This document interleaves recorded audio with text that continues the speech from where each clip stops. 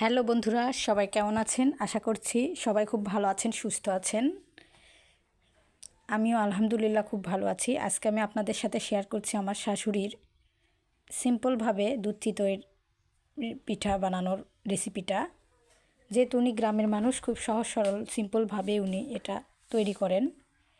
দুধটা গরম করে রেখেছিলাম, এর ভেতরে গুড় গুলিয়ে রাখা পানিটা দিয়েছি। আপনারা অবশ্যই গরম পানির সাথে গুড়টা গুলিয়ে নেবেন এবং এই গুড় গোলানো পানিটা ঠান্ডা হয়ে যাওয়ার পরে দুধের ভিতর দেবেন, তা না হলে দুধটা নষ্ট হয়ে যাবে। এটা অবশ্যই করতে হবে।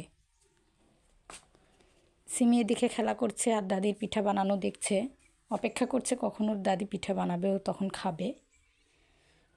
তো আমার শাশুড়ি খুব সিম্পলভাবে এটা বানাচ্ছেন।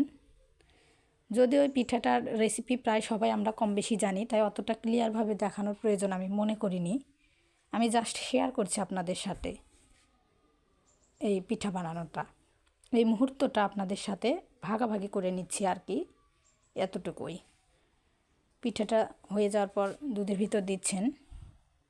আমরা তো সবাই জানি যে পিঠাটা সাথে সাথে দিয়ে খাওয়া যায় না, এটা অবশ্যই ভিজতে হয়।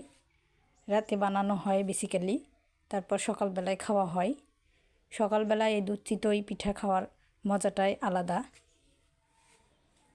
আপনাদের কাছে ভিডিওটা যদি ভালো লেগে থাকে তাহলে অবশ্যই আমাকে লাইক কমেন্ট করে পাশে থাকবেন, ভুল ত্রুটি ধরিয়ে দিবেন।